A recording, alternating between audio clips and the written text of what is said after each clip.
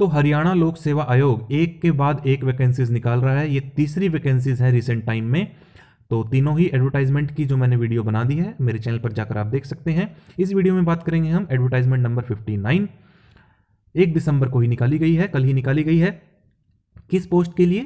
तो आपको पता है एचपीएससी गेस्टेड ऑफिसर के लिए निकालता है, तो यहाँ पर भी गेस्टेड ऑफिसर होगा। कौन है आपकी बार? असिस्टेंट इंजीनियर यानी कि एसडीओ, सब डिवीजन ऑफिसर भी इन्हें कहा जाता है। तो तीनों ही ब्रांचेज में, चाहे सिविल हो, मैकेनिकल हो या फिर इलेक्ट्रिकल हो। डिपार्टमेंट कौन सा है हरियाणा का? Irrigation and water resources department. तो काफ़ी लिक्रेटिव जॉब होती है, ये भी काफ़ी अच्छी सैलरी होती है, इज्जत सम्मान वाली होती है, और बहुत ही जल्दी टेक्निकल लाइन है तो प्रमोशन भी होती है। तो ए सिविल 49 जनरल की काफ़ी सारी वैकेंसीज है, टोटल 104 वैकेंसीज हैं। इतनी सारी वैकेंसीज देखना, वो भी गेस्टेड ऑफिसर की, बहुत ही दुर्लभ होता है। तो आपके पास एक गोल्डन अपॉर्चुनिटी है कि आप अप्लाई करें। एई मैकेनिकल, एई यानी कि असिस्टेंट इंजीनियर, शॉर्ट में एई बोलते हैं।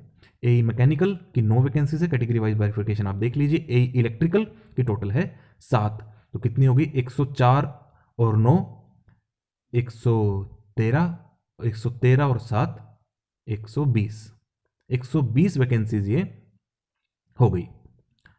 आवेदन कब से कर सकते हैं? आवेदन शुरू हो चुके हैं 1 दिसंबर से, लास्ट डेट है 21 दिसंबर। तो आपके पास 20 दिन का समय है, आप अप्लाई कर सकते हैं। ऑनलाइन आपको आवेदन करने हैं।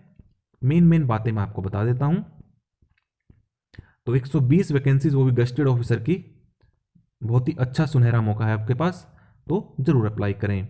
अगर आपको फॉर्म फिल करते वक्त या किसी प्रकार की कोई गाइडेंस चाहिए तो आप संपर्क कर सकते हैं 9 to 6 किसी भी वर्किंग डे पर, या फिर ईमेल भी कर सकते हैं। तो एक बार देख लेते हैं कैटेगरी वाइज बाइफर्केशन।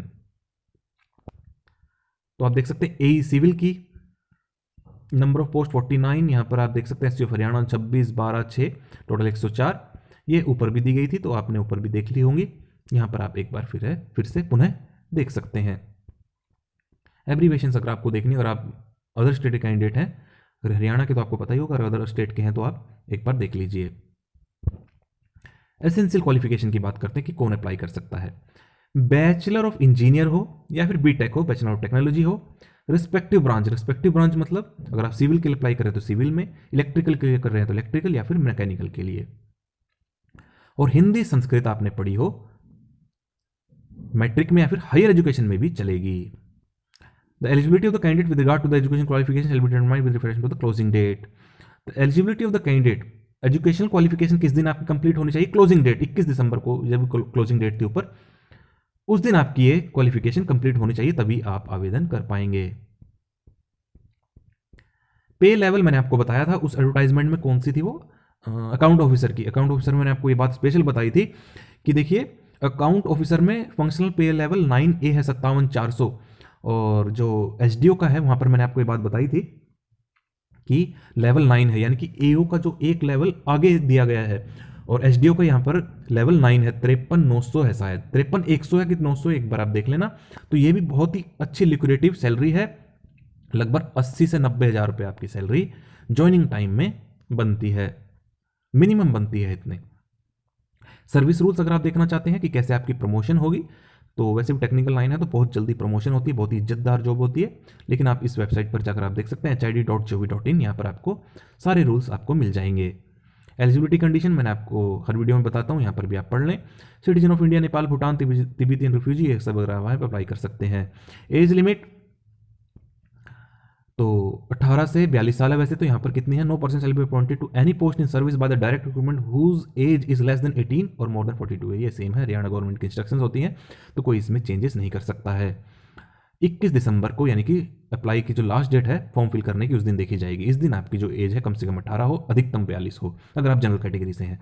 अगर आप हरियाणा के रिजर्व कैटेगरी से हैं, जैसे कि SC, ST है नहीं, SC से तो 5 साल, BC 5 साल, ऐसे आप देख सकते हैं जिस भी कैटेगरी से आप बिलोंग करते हैं। अनमैरिड वुमेन है तब भी आपको 5 साल का जो है एज रिलैक्सेशन दी जाएगी। इस बात का आप खास ध्यान रखें, अगर आप अदर स्टेट के कैंडिडेट हैं तो आपको हरियाणा में जनरल कैटेगरी का कैंडिडेट मानकर ही आप फॉर्म फिल कर सकते हैं। और भी देख लेते हैं क्या इंपॉर्टेंट चीज़ें हैं इसमें।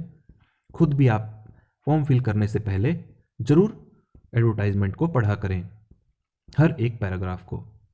फीस वही सेम है, और एज, एविडेंस ऑफ एज वही सेम कि मैट्रिकुलेशन सर्टिफिकेट 10वीं का या फिर बर्थ सर्टिफिकेट या फिर इक्विवेलेंट कोई सर्टिफिकेट है तो वो मान्य होगा एज लिमिट के लिए। तो फीस कितनी होगी वही 1000, 250 नील। अगर आप मेल कैंडिडेट है, जनरल कैटेगरी के हैं, हरियाणा के हैं तो 1000, dependent of ex service man Haryana के तब भी 1000।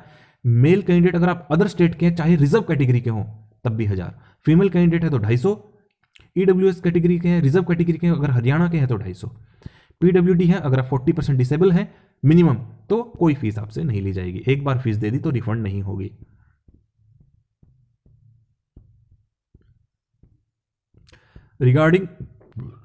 रिगार्डिंग एनओसी, तो एनओसी का आप ध्यान रखें कि अगर आप एग्जिस्टिंग किसी जॉब में हैं तो प्रॉपर चैनल से कैडर कंट्रोलिंग अथॉरिटी से जरूर आप एनओसी ले लें कि उन्हें कोई आपत्ति नहीं है आपके इन वैकेंसीज के लिए अप्लाई करने के लिए।